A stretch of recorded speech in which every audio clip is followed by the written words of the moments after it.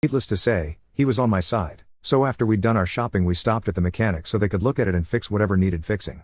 Mom, as we arrived at the mechanic, "Hi there. Well my car is making a weird noise when I'm driving. Can you look at it for me?" Mechanic, "Sure thing.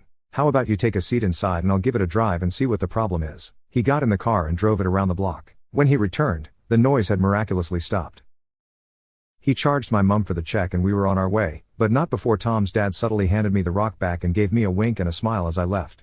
That night, I put the rock back in place and left it to do its thing for the next day, and oh boy was this satisfying. The next day the noise was back, so Mum went back to the mechanic, but this time the mechanic couldn't find anything wrong with it and couldn't hear any noise. I never bothered taking the rock out after that and neither did the mechanic. He'd experienced her entitlement firsthand and had heard many stories from other people around town about her. The rock wasn't damaging the car or affecting its performance, so there was nothing that needed fixing. I moved away to live with my dad when I was 16, but before I moved, the clink was still there, tormenting my mother every time she drove the car.